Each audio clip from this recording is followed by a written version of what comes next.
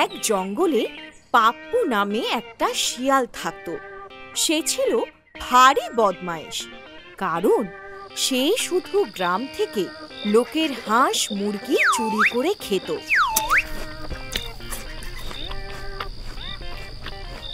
গ্রামের লোকেরা অনেক চেষ্টা করে তাকে ধরার জন্য, কিন্তু কিছুতেই ধরতে পারে না।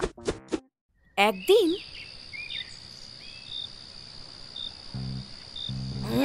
বাবা, তোমরা যতই চেষ্টা করো না কেন আমাকে কিছুতেই ধরতে পারবে না।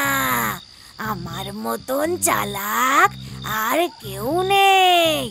চাই একবার গ্রামের দিকটা থেকে ঘুরে আসি। এই বলে সে গ্রামের দিকে চলল হাঁস মুরগি চুরি করতে। ওই যে ওই বুড়ির বাড়ি ভালোই নধর নধর মুরগি আছে দেখছি। উফ, আজ রাতের খাবারটা জমে যাবে।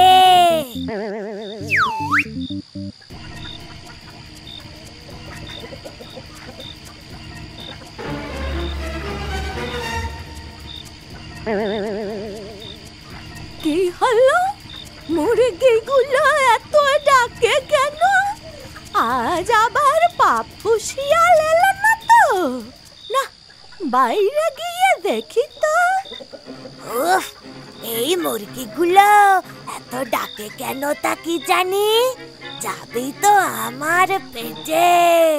এত ডেকে কি কোনো লাভ আছে?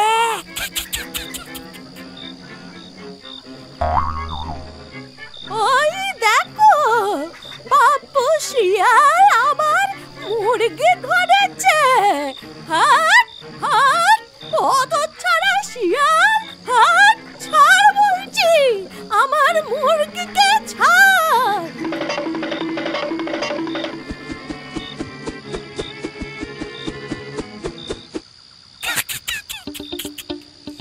আজও আমায় কেউ ধরতে পারলো না। এখন আমি মুরগিটা মজা করে খাই। এইভাবেই দিন কাটতে থাকে। পাপ্পু শিয়াল রোজ এসে লোকের বাড়ির মুরগি চুরি করে নিয়ে যেতে থাকে। আর তার এই চুরির তাড়নায় গ্রামের লোক পড়ল মহা সমস্যায়। তাই তারা একজোট হয়ে গেল গ্রাম প্রধানের কাছে। না, এভাবে তো আর পারা যায় না। আপনাকে কিছু একটা করতেই হবে প্রধান মশাই। হ্যাঁ হ্যাঁ, শ্যামল ঠিকই বলেছে। এভাবে চলতে থাকলে তো আমাদের খামার শূন্য হয়ে যাবে। হ্যাঁ, আমি বুঝতে পারছি আপনাদের অবস্থা।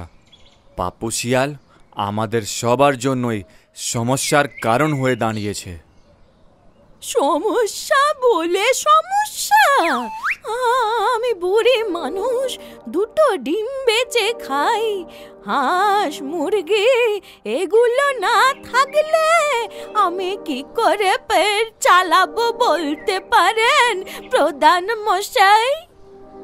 ঠিক কথা, দেখি মাথা খাটিয়ে কিছু করতে পারি কি না। বেটা পাপ্পু শিয়ালকে এমন শিক্ষা দেব যাতে ও জীবনে চুরি তো দূর, চুরির কথাও যেন ভাবতে না পারে। এই ভেবে প্রধান মশাই বাকি গ্রামবাসীদের সঙ্গে আলোচনা করে পাপ্পুকে ধরার পরিকল্পনা করে। এদিকে পাপ্পু শিয়াল দূর থেকে তাদের সভা দেখে হেসে বলে, তোমরা যতই যা করো আমাকে কিছুতেই ধরতে পারবে না। আমি রোজ যেমন মুরগি খেতাম আজ রাতেও খাবো। না, এখন একটু ঘুমিয়ে নি, রাতে আবার বেরোতে হবে তো। এই বলে পাপ্পু ঘুমিয়ে পড়ে। তাই তাকে ধরার জন্য গ্রামবাসীদের বাঁধা ফাঁদের কথা সে জানতেও পারে না। তারপর যখন গভীর রাত, তখন পাপ্পু বেরোয় মুরগি চুরি করতে। আজ আমি ওই প্রধান বেটার বাড়ি যাব। ও দেখছি সবার হয়ে সালিশি করছে আমায় ধরার জন্য। দাঁড়া বেটা, তোকে দেখাচ্ছি মজা।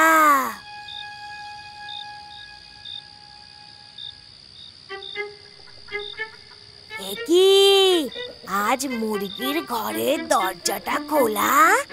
এত মিটিং মিছিল করলো আর শেষে কিনা দরজা আটকাতেই ভুলে গেল। না, এ তো ভালো লাগছে না। যাই, অন্য বাড়িগুলো গিয়ে দেখি।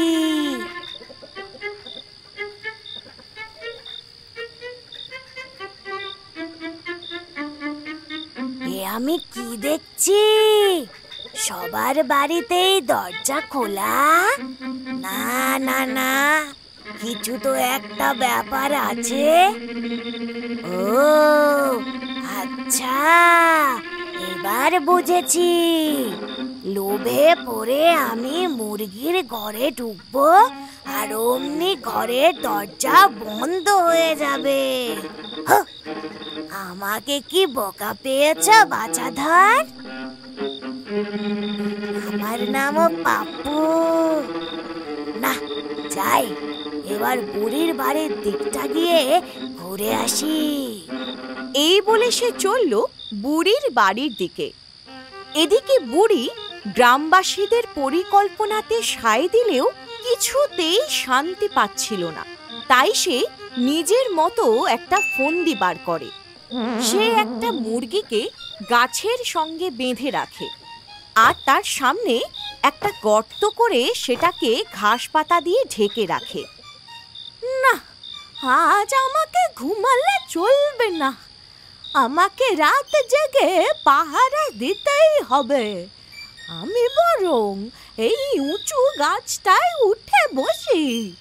বেগতিক দেখলে এই দা দিয়ে এক কোপে পাপ্পুর মুন্ডু উড়িয়ে দেব।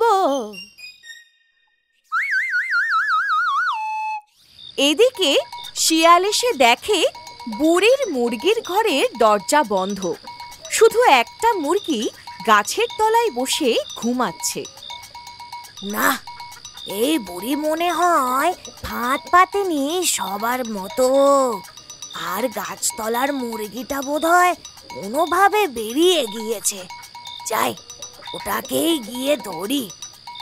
এই বলে পাপ্পু শিয়াল যেই না দৌড়ে মুরগি ধরতে গিয়েছে, অমনি গর্তর উপরে ঘাস পাতায় পা রাখতে ধপাস করে তার ভিতরে পড়েছে। ও বাবা গো, গেলাম গো, আমার কোমরটা বোধহয় গেল। বেশ হয়েছে পাজি শিয়াল, রোজ রোজ আমার মুরগি চুরি করে খাওয়া। দাঁড়া দাঁড়া, তোকে আমি দেখাচ্ছি মজা।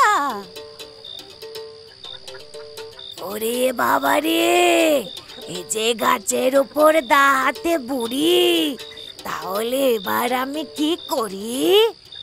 না, প্রাণ বাঁচাতে গেলে আমাকে যে পালাতেই হবে।